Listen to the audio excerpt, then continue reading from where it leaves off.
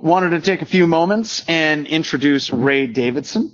I've known Ray forever. Another person whose number one goal in security for a long, long, long time has been just basically trying to get the information out and trying to share education with as many people as possible.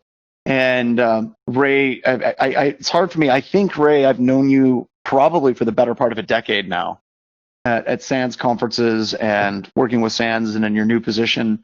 Just fantastic. It was a little bit weird because when he got his PhD, he insisted on all of us calling him Dr. Ray Davidson.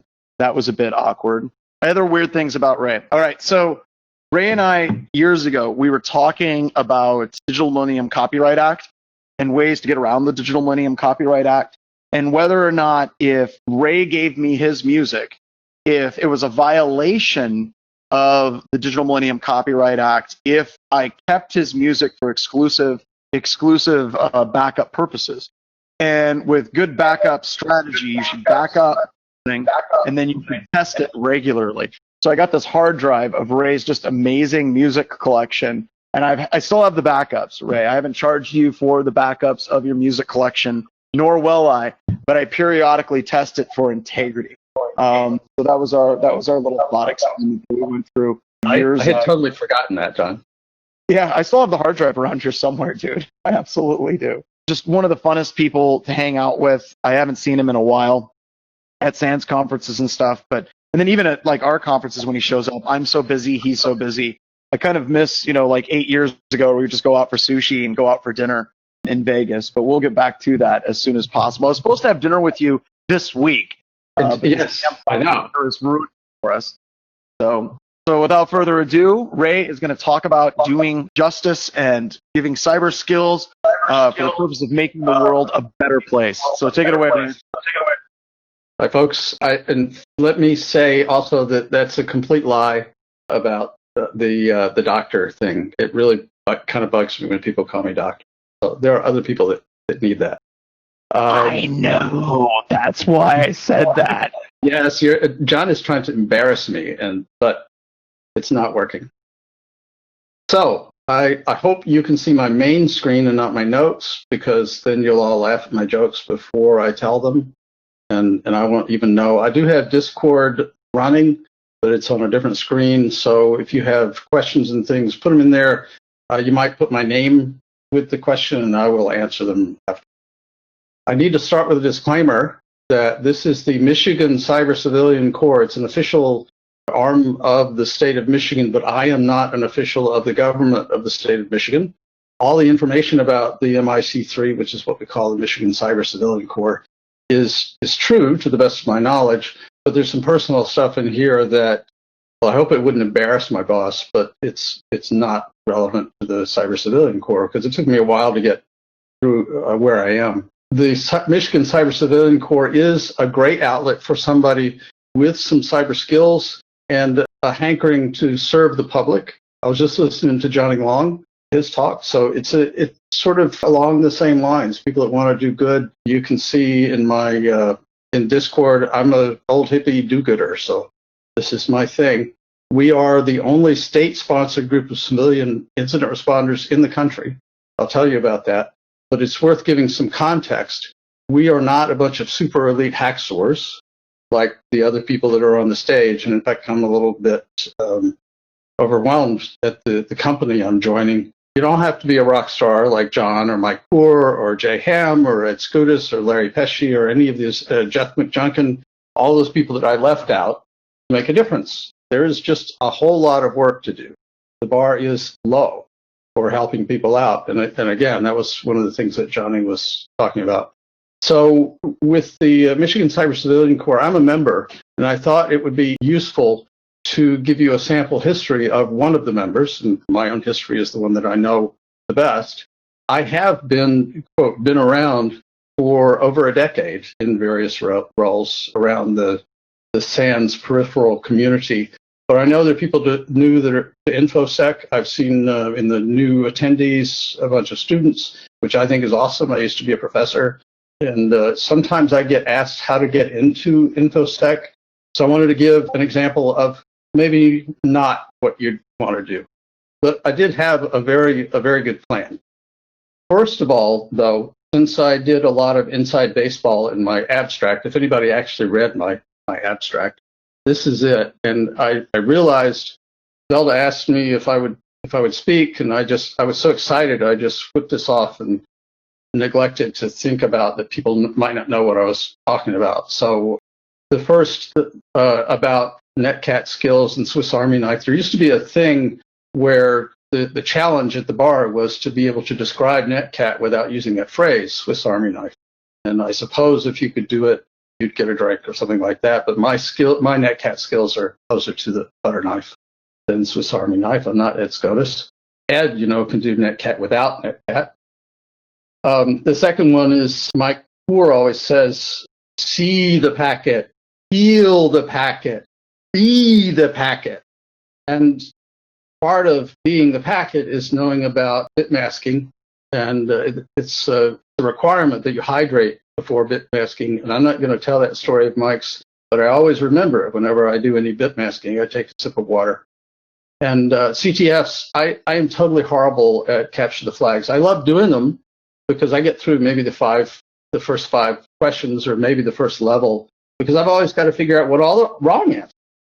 And I'm sure some of you who are analysts have gotten over that, because it's analyst disease, wanting to know every possible wrong answer in addition to the right ones. So I tried for a long time I didn't even really try to be like super good, but it was a little depressing for a while to know that I was never going to be Larry or Ed or any of those guys. But the thing that I'm doing now is a pretty cool thing. Like it says there, I have the coolest job in the world, and not the first time I've been able to do stuff like this. So this is my 50-year plan into InfoSec, and it literally took me about that long. That tells you my age. I have not actually listened to the webcasts that are here, but if you don't like the 50-year plan, I can refer you to a couple of webcasts about 5-year plans. And so this is the negative example, go listen to John's for the positive example. It's not blank. I've got things that are going to come up here. InfoSec is an applied subject, though. I mean, I love doing the packets and things like that, but it's something that applies to people. And without reference to a population, at least now that we're up above level 2 and level 3 vulnerabilities, no more packet flipping stuff. It's about people. And if you want to be effective at security, you have to understand how technology is used in the population.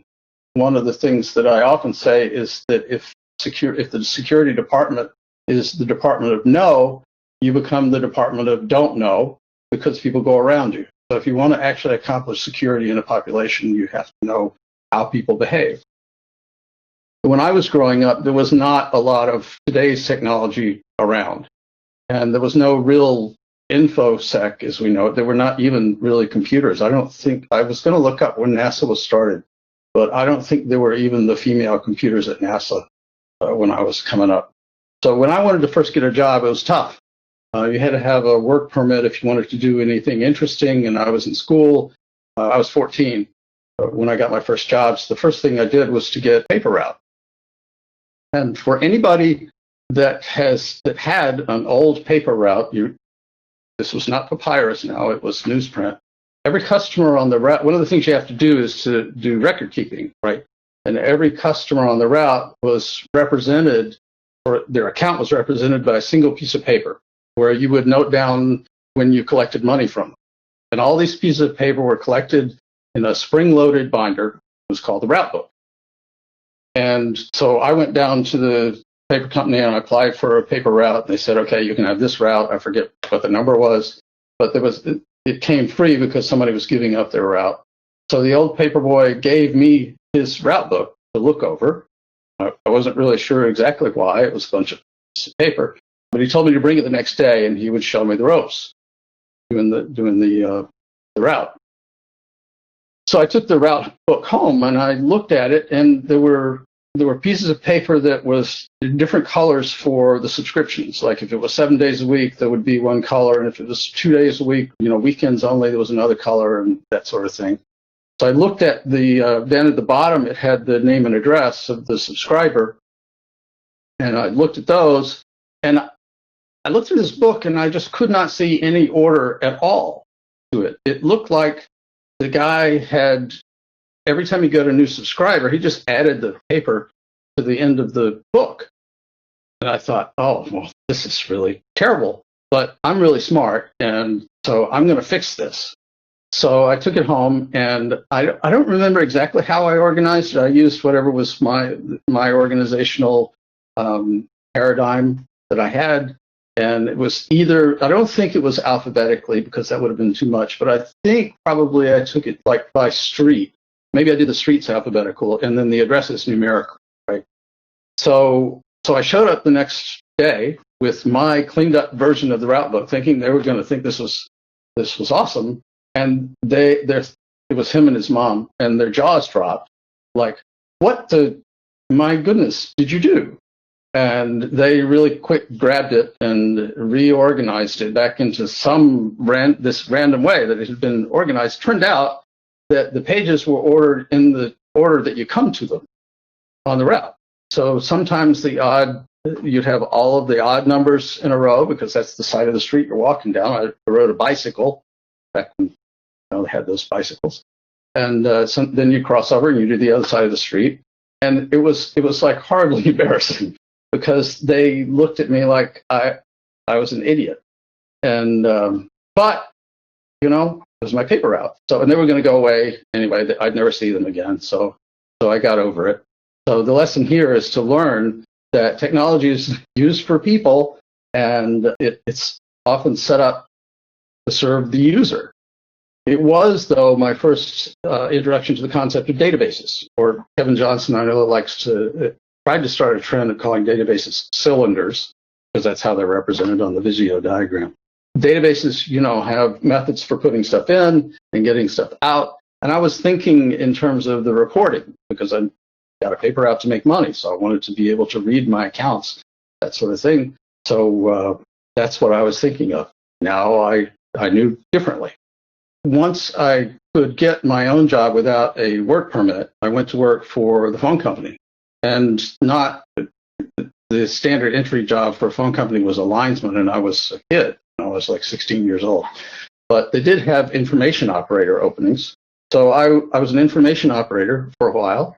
We went through a change while I was there that we didn't say information, it was directory assistance. And when I was there, they changed to start saying, for your records, the number is blah, blah, blah. And some people got a little annoyed at that, like they were going to have to write stuff down. So that was interesting. I was the only male in that group. I also managed to change the dress code at my high school. I went to a Catholic high school, and they had a hair length code.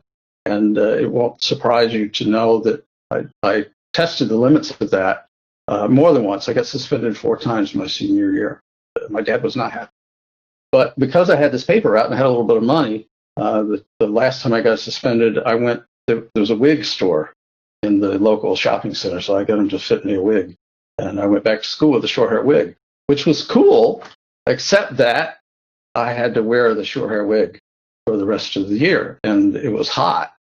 And that is my senior picture. I tried to find a copy of it, and I couldn't. But, it's a dorky high school picture. I'm not sure you can really tell. But again, that's dealing with people, right? So I went to college, and there was no computer science. Even at Georgia Tech, there was no computer science when I started. They started up a school of computer science, and by the time I think I was probably a sophomore or junior, we took Fortran. And it was the old thing that old people talk about, where you draw the line across the cards, and you have to be careful not to drop your box of cards as you take Computer Center, because they fall, you do a 40,000 card pickup, you drop them on the floor. I did have some interesting experiences. I ran the backstage at the Fabulous Fox Theater. If you've ever been to Atlanta, it's a cool place. And I did a bunch of other stuff that I'm not going to record. But when I got my degree, I really didn't want to go to work. And there's some people that will tell you that hasn't changed very much. So I got into graduate school at Purdue. And again, I learned a lot of interesting stuff. Some of it was chemical engineering. I took a couple of years worth of French and philosophy, and I had a mentor who was like a real live theologian who had studied in Europe and seen the Dead Sea Scrolls and written a whole bunch of stuff. So I learned a bunch of theology, and that was cool. I worked on an artificial kidney. We studied blood clotting on artificial surfaces, which is a problem if you don't want it to happen. I mean, it's a really good thing for blood to clot, but if you're putting it through like an artificial kidney dialysis machine, heart-lung machine, or anything, blood clotting is a bad thing. Around 1982, Purdue got connected to the internet. It was back when Al Gore invented the internet, and graduate students didn't get training. We just saw these 3270 terminals show up around the campus. And we had the summer to play with them before the undergraduates got back, but the undergraduates got training. They had classes. So I must have read thousands of pages of man pages and probably killed several forests printing them out to read them. But I thought this would be a cool thing because I had gotten my master's thesis typed. That was the deal. You had to have it typed on like 100% cotton paper or something like that. And it cost me like between $150 and $200. And that was like real money back then, before the turn of the century. And with the advent of the computer system, I could like type that myself. So I learned NROF and TROF and some equation setting, and I'm probably saying it wrong. There's somebody, I'm sure, older than I am who's correcting me, but I did type up my thesis, and I learned the Unix shell. There was no bash back then. There wasn't even CSH. It was all SH. So stop that. And again, you'll notice the years there. I was at Purdue for 7 years, and again, so I caused a policy change. There's now a limit of how long you can be in graduate school at Purdue. So I graduated, and this was a 15-year detour. It was not really helpful for my information security career. So if you're looking at this to make your own plan, you might be able to cut it down to 35 years from 50 here. But I did have some interesting experiences. I first started at a company called Syntex in Palo Alto. Syntex was one of the first companies, I think it was the first company to invent the oral contraceptive. So they have the distinction of inventing or being part of inventing the sexual revolution. So you can love me or hate me for that. I did not work on that project. I worked on cardiovascular and Urolac, which is one of the drugs that is related to opioids. We were doing transdermal delivery. It was a cool place to be. Xerox PARC, the Palo Alto Research Center, where a lot of Windows and mouse stuff was invented. They were just across the street. And Steve Jobs had started Next Computer. And Next Computer was just like 2 miles down the road around the corner. And it's not a city block out where this is. It's just gorgeous countryside. So I miss being out there except for the cost of living. It was terrible. I wouldn't have been able to buy a house. I had 3 kids by then. So I moved to the Midwest. And now I live in Kalamazoo, Michigan. I lived here ever since 1989. And it's been awesome, except for it's not quite as exciting as living in Silicon Valley. But I work for the Upjohn Company, which doesn't exist anymore. It merged with a Swiss-Italian company called Pharmacia, and then we got bought out by Pfizer. But during this period of time, there was anybody who works in a large organization knows the routine of the pendulum that swings from shadow IT to corporate IT. And I spent a lot of time in the lab. And the thing about pharmaceutical research is that if you have a product, it has to be stable for 2 years on the shelf, because no telling how long it's going to be from the time you manufacture it, you ship it across the country. It may or may not be under controlled temperature conditions. And you want people to be able to buy it and have it on their shelf for a certain period of time. And the standard is 2 years.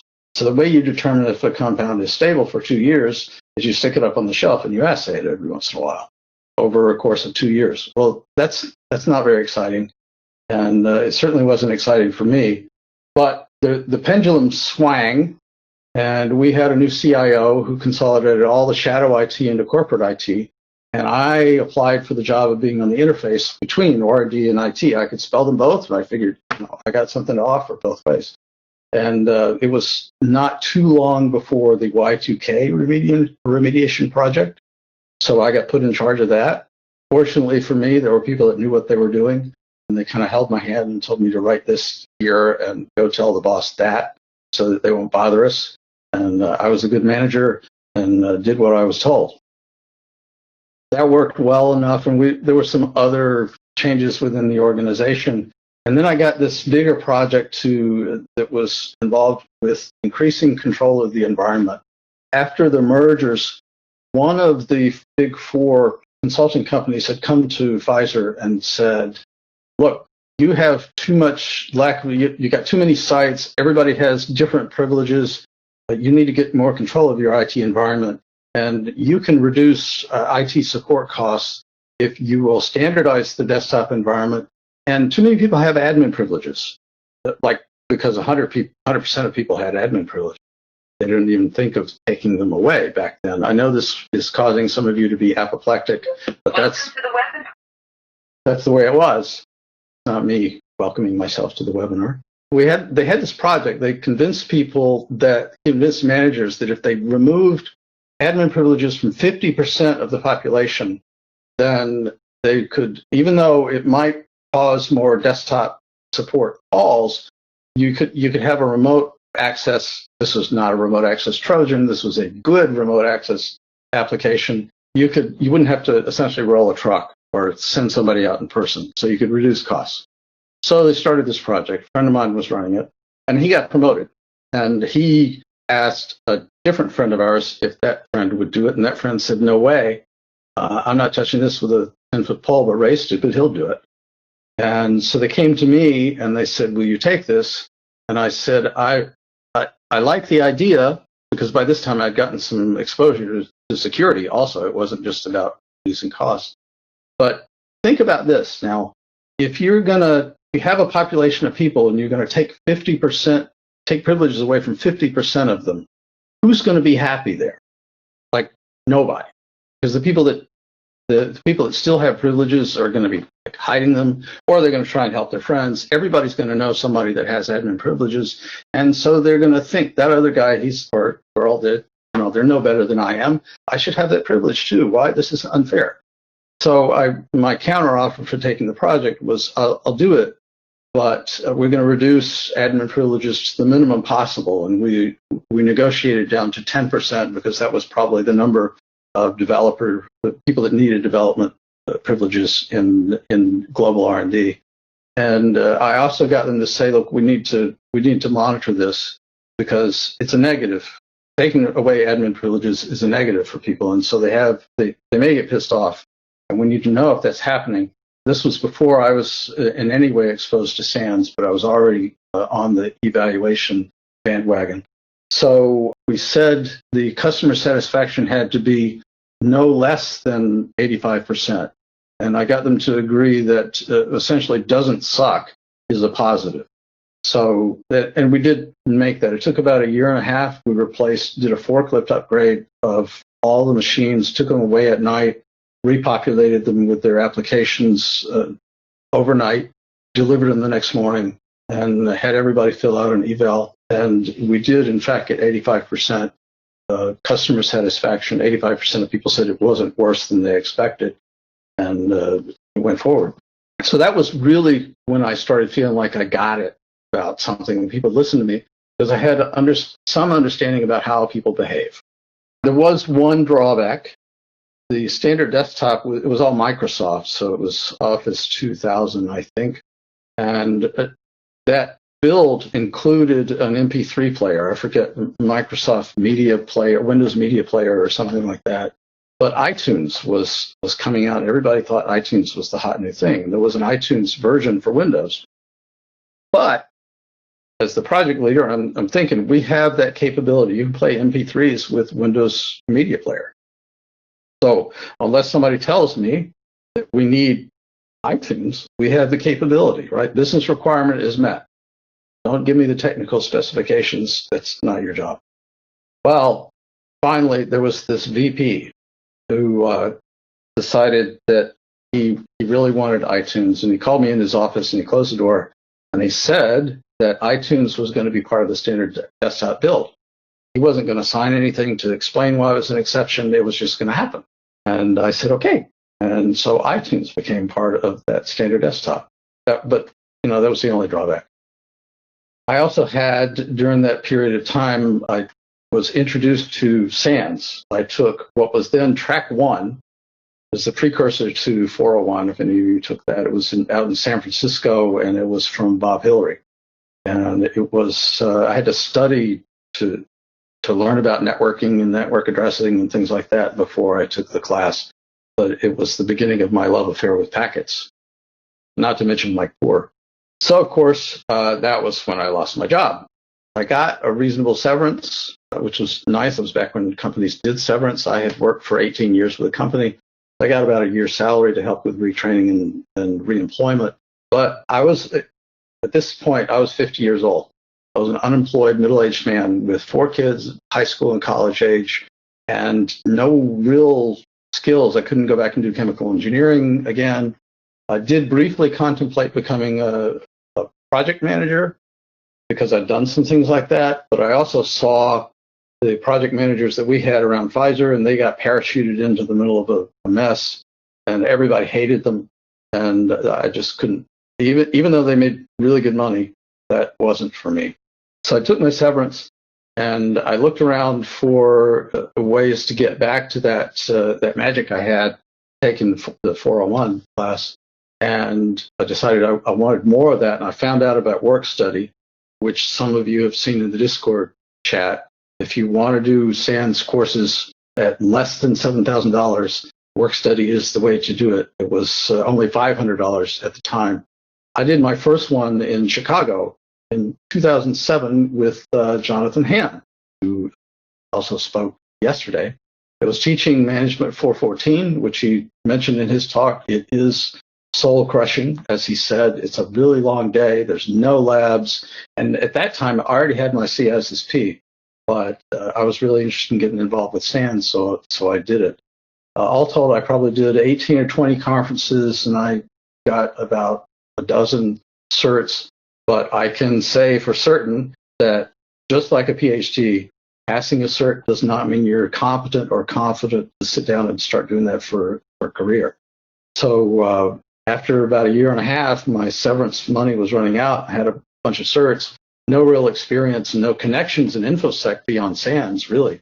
I was hanging out with people like John and Mike and Ed, but they weren't giving me a paycheck, and SANS wasn't giving me a paycheck either. I was paying to do stuff. But then one of those things that makes you realize that you're not really in control of your life. There was a guy named Sam Lyles who had seen my Twitter feed and knew that I knew something about network security and from my training. And, this is academic, so I didn't actually have to perform, right? I could teach. At Purdue's Hammond campus, this was the Calumet campus, they were trying to get accredited, and they needed PhDs on their faculty. And he reached out to me to see if I'd be interested. This is like 2 hours away. It was not a picnic by any means. I did this for 2 years. I would drive over on Sunday afternoon and be back on Thursday evening after class, and I would stay at the Red Roof Inn during the week. And that was before I had my dog, so I was all alone. And it's not it's not a great thing for your mental health. But I learned a lot. I certainly learned the stuff that I was teaching. Learned a lot about networking and sort of low-level packets and signaling. And I still have a few students that stay in touch. In fact, I have one student who was going to show up in San Diego in person. He was the guy who saved his summer internship money and took the OSCP. He had to take the test twice, but he got it over the summer. I'm so incredibly proud of him. But I don't even have the OSCP. And he's now working for Verizon. Those are the things that are great. But as I say, it was bad for my mental health. I finally had an epiphany that I won't talk too much about here, but let me just say that if you have to ask yourself, if you ever wonder if you have a problem with alcohol, you've already answered your question. So I went through some recovery there. I learned a little bit about, well, basically, when people can't follow a policy, you need to install a physical or technical control. And if you go and try to find out how to put a what they call a blow and go or an ignition interlock in your car to keep you from contravening policy, it's not trivial to do. I figured out how to do that, and I got introduced to a section of town that I was not previously aware of, but where real men work on real transmissions and they rev their real modified engines. But I went through that. I got a really good attorney. I learned a lot about the legal process. We actually changed some things together. He used me as an example. So long story, I'm not going to go more into that, but I'm happy to talk about it if anybody cares. But it was around this time, in another unexpected development, I got a phone call from a guy named Stephen Northcutt. Stephen, some of you know, he's the president of SANS. He had always wanted to do something academic with SANS, and he had gotten the go-ahead to build a master's program. And he knew I had some academic experience. And again, those letters at the end of my name were going to be useful for accreditation and that sort of stuff. He was really looking for a right-hand person to help with that. And my gosh, Stephen Northcutt calls you, you go. We created the master's program. It got accredited. And I know there's people in the audience, or probably in the audience, who have benefited from that, which I'm really happy about. It turned out that after accreditation happened, that SANS and I were not really on the same page about the vision for it, which is fine. I really want one of John's T-shirts, proudly sucking at capitalism, if that tells you anything.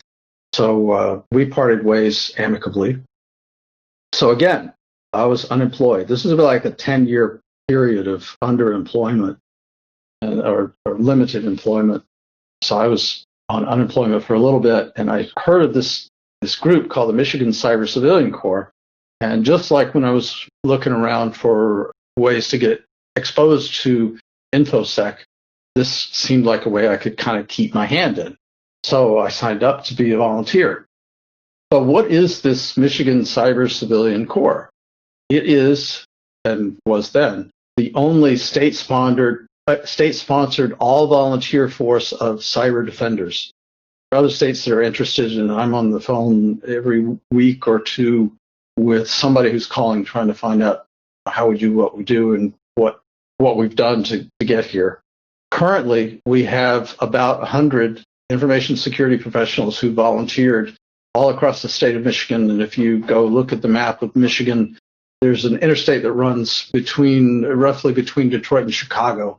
There's a high concentration of people along that east-west corridor. You've got a built-in map of Michigan, and there's an Upper Peninsula. I think we have 3 people in the Upper Peninsula, and I'm trying to expand membership north, but it's hard to find members outside of the population centers. The original design was that we would respond in the event of a governor-declared cyber emergency. I'll talk about that in a minute. But that's a pretty high bar, and there's a lot of reasons why that's not practical in terms of keeping an organization going. So we worked with the legislature and got a law passed, Public Act 132 of 2017, which is the Michigan Cyber Civilian Act, which puts some boundaries around what we can do and provides oversight to a legislative committee. And fortunately for me, I don't have to do that. I'm really lucky that the chief security officer of the state of Michigan came to us, I think, a year and a half ago from, he was at Ford, but before that, he was part of the Obama White House. So he has experience with the federal government. He was just 3 weeks ago, he was talking to the Senate Homeland Security and Government Affairs Committee about the needs of states for cybersecurity, sitting right beside Chris Krebs. So we have some credibility there, and I don't have to do anything like that. Good for everybody involved. I always put this slide up because I'm really proud of the fact that we are a partnership. Michigan is fortunate to have both Air and Army National Guard in the state, work very closely with the Michigan State Police, but we're all civilians. In the initial stages of thinking about doing this, there was thought of having it part of the National Guard, and other states are starting with that. I happen to think that's not a great idea because there's restrictions and you start as part of the National Guard, people are thinking they're going to be part of the Guard rather than a bunch of volunteers. And there's just a different kind of cachet, a different attraction to it. We end up working very closely with all of these folks.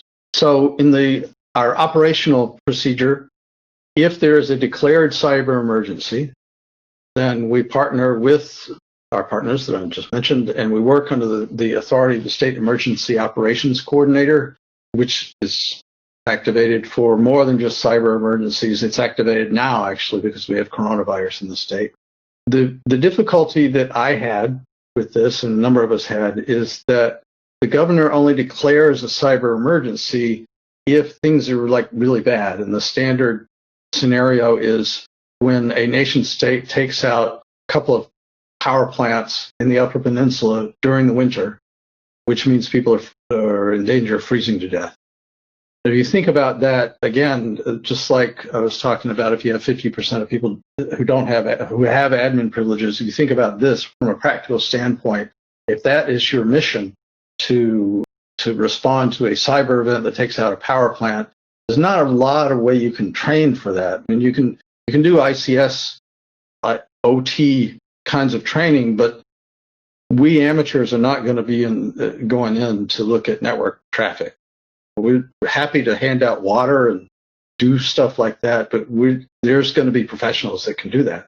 So the challenge for the Cyber Civilian Corps is exactly as I list below. How do you recruit people for that mission? I mean, it sounds cool, and if you can give uniforms and equipment, people will sign up, but we don't. How do you keep people engaged and keep people from drifting off to do something more exciting? And at the time, the goal was just to get members. There wasn't a lot else going on. There wasn't even training. So, and then the question is, how do you train for that mission, and how do you evaluate whether people have gotten their training? For less serious incidents, now that we have the Michigan Cyber Civilian Act, this is how things happen. And the red is the cyber incident. Something happens. And people, if there is a cyber incident, they call the Michigan Cyber Command Center. That's part of the state police. MSP, that's Michigan State Police, personnel process the complaint. They determine if there's any criminal component to it. If there is, they go out and get an image of the disk. They grab memory. They do whatever they need to do, their endpoint forensics, and then they offer to the affected entity, which is usually a local or regional government or agency. They say, we have these people that can help you, because the state police is only interested in gathering evidence. They don't do any looking to see what happened or how you can keep it from happening again. It's only about law enforcement. So we can go in and do that. So we'll scramble a team of 2 or 3 people, send them out to basically create a relationship with the affected entity and try and figure out what's going on and do whatever we can do to help them get a little bit more secure. We're not going to, I always say, if you've ever had SANS Security 504, the prevent, identify, contain, eliminate, remediate, and lessons learned, we're really about identify, contain, and eliminate. We don't, for the most part, do remediation. We're not going to re-image drives, and we're not going to write policies, but we can certainly give a lot of input to that. The MIC3 is not a resource for individual citizens and their own networks. We are a response team dedicated to assist small and medium-sized businesses and organizations, and really non-commercial ones. We have had a lot of discussions about the proper role of government, and you all know that security is a cost of doing business. For government, we're all going to suffer if the government goes down, so we can help there, and this is a state-sponsored activity. People ask what kind of things we respond to, and I am not at liberty to talk about any of the details, but I have clearance to use this as an example. Imagine a local government with, say, 250 to 300 endpoints, maybe a dozen servers. 3 of them are locked up because of ransomware, say, and those servers provide something like licensing or tax documents, or maybe they have the connection to child support payments. So people in the local community are inconvenienced, perhaps significantly, by the lack of this this capability. We've been involved in ransomware situations, and we don't negotiate with ransomware people, but I know that there are people that do, and sometimes the local government will have an arrangement with a third party that we've been trying to coordinate with. But that's the general kind of thing. Local governments are so under-resourced that there's nothing complicated that happens, at least that we have seen. This is not the GRU. Our activities, this is our 2020 activities. Quarterly, we try to have a face-to-face meeting. Monthly, we have telecons, so to keep people involved. We also have a Slack channel that people participate in, and we've built a community where members can trade information. Somebody will be installing or contemplating using a new identity and access management solution, and they've got friends now that they can ask, have you done this? And people do exercises and go to cons together, that sort of thing. We have planned 2020 events. I haven't updated this. April 17th, we are tentatively planning a day-long exercise to play backdoors and breaches, because a lot of us saw the webcast that John et al. Did about competitive backdoors and breaches. We thought that was cool. I don't know if we're going to run that now because Corona, but we do want to do that. Maybe we'll move that to the fall. We try to do something every quarter. As I said, the face-to-face meeting. Our planned summer event is training is Security 504, which is a SANS class.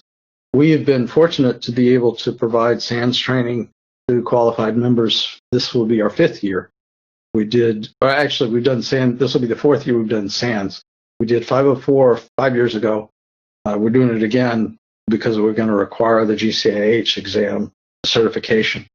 After we did 504, we did 511, the continuous monitoring, thinking that we knew 504 gave us the incident response process, and then 511 gave us the ability or the knowledge of how to monitor a system so you can tell if anything bad's happened. Then we did Forensics 572, which is network forensics, because we don't do endpoint forensics. The state police does that.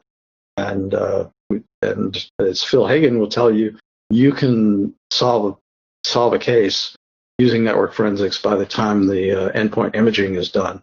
So we did that. Then last year we did security onion training, along with, I got to give a shout out to Chris Sanders. Chris Sanders is like the wisest guy in information security these days. You should totally check out chrissanders.org or Applied Network Defense. Not just the technical stuff, but he is a thinker. And he's got a great course on investigation theory. If you have technical debt in your organization because you bought equipment and not done the training, take that course and you'll make back 10% of your technical debt across the board. And if you don't, come talk to me. I think it's an amazing course. So this is what the MIC3 does, other than responding to incidents.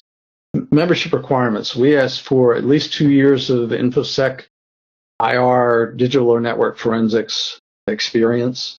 1 foundational security certification. It used to be Security Plus, CEH, some GX cert.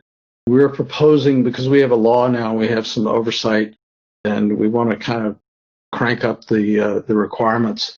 Requiring the GCIH, which is the certification along with SANS Security 504. It is a DoD 8570 IAT Level 3 certification. You can look that up. It just seems like exactly the right point for us. And if anybody has a non-SANS course or non-SANS cert that I would be that I should be looking at, please send it along. I'd love to get away from a single vendor, but that's the way it goes. We look for employer support for 10 days of participation, and we ask for a signed letter of agreement, but that's not a legally binding thing, especially for people that work at a large organization like Ford or GM. It would take forever to get a legal signature, and we don't really have any hold over people if they don't show up to respond. We can kick them off the core if they're inactive, but we don't really have, we don't want to do that. So the employer agreement is really a convenience a courtesy for us to give members so they can go into their manager and say, hey, I want to do this. This is what it looks like. And that 10 days is 5 or 6 days for training, 1 or 2 exercises. That would be our face-to-face meetings, community volunteering, that sort of thing. That's not necessarily including incident response. The application process is, I hope, pretty simple. You go to micybercorps.org, and please don't. You feel free to go there, look at the page. If you want to look at some of the stuff, okay. It's not hugely professional, so I'm sure that any hacker could probably kill it, so please don't. You apply, give us your name, address, credit card number, blood type, all of those, fecal sample, all of those things. And we send you a link to the first test. You take tests. These are basic security, beginning and advanced incident response. Basically, you pass the basic security class, you get a link to the basic IR and basic forensics tests. If you pass the basic one of those, you get a link to the advanced test. And I'm hoping that we're going to move away from the tests that we currently have, looking into somebody that can write some tests, can look at our skill set, help us devise better tests, better entry exams. That's where we are now. If for anybody that passes 4 out of the 5 tests, they get a congratulations, you may be a wiener, and send us a whole bunch of documentation. So that would be the resume, the volunteer agreement, which includes a non-disclosure agreement, employer agreement, which I talked about. And once we get that documentation, we do a criminal background check. The criminal background check is required by the Michigan Cyber Civilian Act, and it does uncover stuff that people thought wouldn't be uncovered. So we have having to deal with that. And we now have, because legislators want to legislate, they came to my boss and said, hey, what do you need? And so we're trying to get dispensation so that we can either have an appeal process for somebody that might have done something when they were 12 years old and it's supposed to be expunged, or just provide some kind of appeal process so that we don't have to avoid having people on the Corps. But you can understand that in the law, we want to make sure that we're not sending convicted felons out to do it. After you get the background check complete, we provide a michigan.gov email address and add them to the active roster, invite them to meetings, that sort of thing. Our benefits, I really believe it's a win-win-win. We've got benefits for the public, the state of Michigan, the employer, and the participant. We get training opportunities for the individual member and the ability to collaborate with people you wouldn't ordinarily get to collaborate with. We've done exercises along with the National Guard. And I may be going to a major exercise here in a month if they don't cancel that. From a professional development standpoint, you all know that more networking is great. That's why you come to meetings like this, and just collaboration across lots of different businesses. Within Michigan, we have, General Motors, Ford. We have 2 utility companies. Just a lot of stuff that you can collaborate on. And lastly, it's just fun. We provide members a platform to do what they love, and at the same time help out the state. I mean, how can you do better than that? You sort of like get to do what you find engaging, and accidentally people have a benefit. So this is a picture of some of our members just to show that we are real. We have a few females. The diversity is not what I would like, and we even have some partners there. They turned off the Fox News, the Home Shopping Network from all the screens. This is in our State Emergency Operations Center. We've gotten some awards and recognition. Most of these are from 2017 and 18. That was back when we were getting the legislation done. It's been kind of quiet in terms of actual official awards now because we're actually doing work. But I would point you to the Lawfare blog article down there at the bottom. It's written by a new friend of mine, Monica Ruiz, who works for the Hewlett Foundation. Monica has been a huge supporter. She spent a year in Estonia and knows about the Estonian Civil Defense League, they actually get uniforms, and there are a lot more people. If you don't know Estonia's history with cyber, cyber attacks from Russia. You can probably find that on Wikipedia. They are a very well-developed organization, and I'm hoping one of these days I'm going to get over there and spend some time with them and learn what they're doing. In turn, we are getting calls. I've worked with a group at Columbia University's School of International and Public Affairs who is trying to spin up a similar effort for the New York Cyber Command Center. Ohio has one. We did get visitors from Hawaii, and I'm hoping we can do a return visit, to help them out, because I'm sure they need us to come out to Hawaii. I think we've heard from Colorado. I've been to Washington. I was going to be speaking with the former CISO of California if I had been in San Diego, but I'm not. So it's getting some press. The NGA is the National Governance Association. The NGA has a packet of information on how a state can spin up something like this, and everybody's got our phone number. So the question is, all right, this is reactive, and there's a lot of people that have problems, and one of the things we're learning is the extent of the problem. There's so many local and regional governments that have only a single IT person, and that person wears about 8 hats, and the one that they feel the most heaviest on their head is getting passwords changed, making things easier for people, opening up remote access so people can work from home, that sort of thing. And security, as you all know, is last on the list. So as we are doing reactive stuff, we're getting some press, and other organizations are saying, hey, I don't actually want to call you. I want to be protected from this. How can we prevent that? In Michigan, a couple of years ago, we had a pilot program called CISO as a Service, where the state would provided a rental CSO, and organizations or localities could buy into that service. That was only a year-long pilot. We're working on a project to provide guidance, because local and regional governments do get audited by a number of entities. And so we're putting together a standard set of guidance that people can be ready for that combination of audits. Guidance is based on the CIS critical controls. And beyond that, we have something called the Cyber Partners Initiative, which is essentially a club for local and regional IT people just to be together, meet once a month, hear from the state SOC about the kinds of attacks they're seeing, how to prevent it. We had one of the MRC3 members gave a presentation on how to use Shodan to assess your external footprint. This was in the past couple of months. That was in response to an incident we responded to where if you used Shodan, this organization was like way open. So we're trying to move this to proactive. This is my ending slide. Mr. Rogers has been sort of a hero of mine since before he got popular. I know that's the thing to say. I was raised in the Presbyterian Church, and I am, in fact, a Presbyterian elder. Fred Rogers is a Presbyterian minister.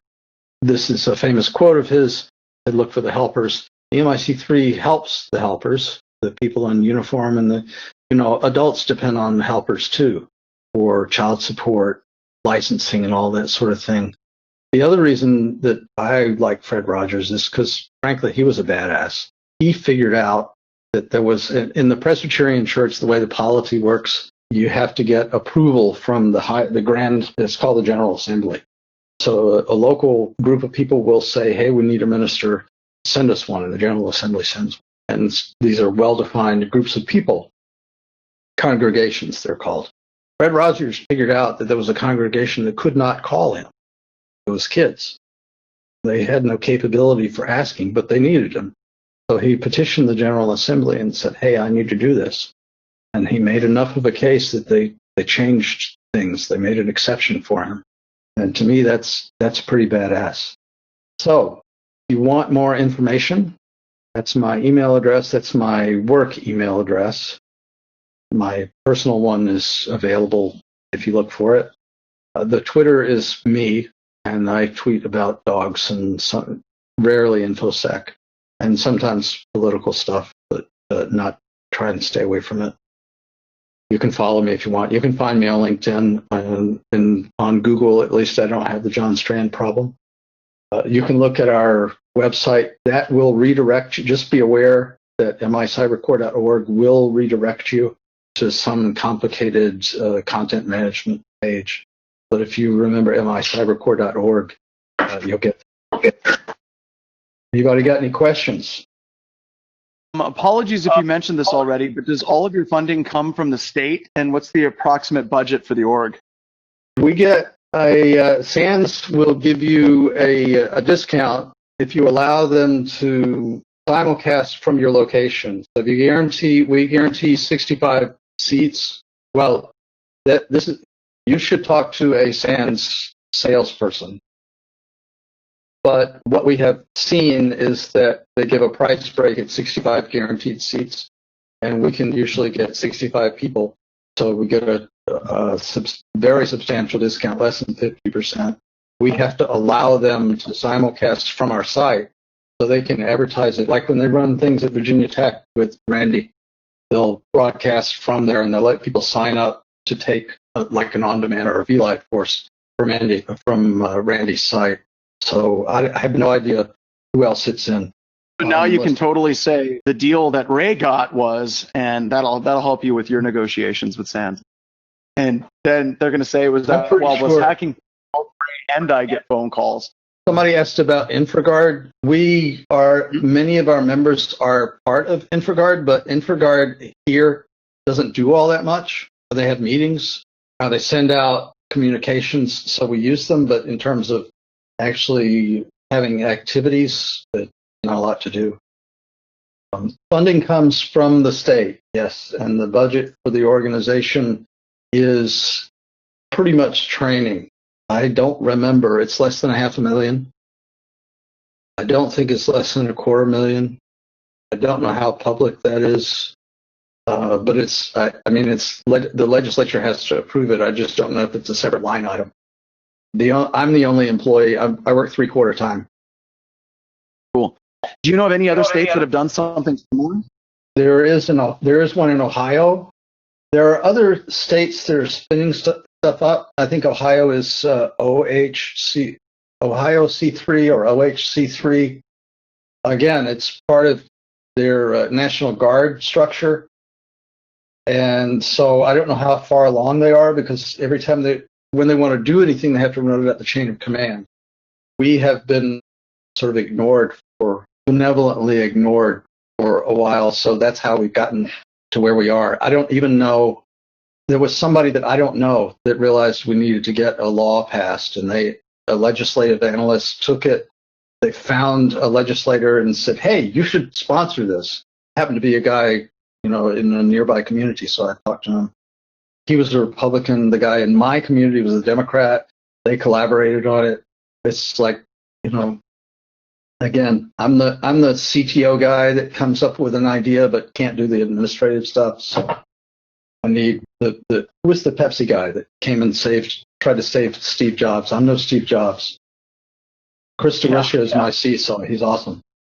All right, man. Well, as always, thank you so much. I'm sorry we didn't get a chance to get together for dinner, but next time you come out to Deadwood, dinner's on me.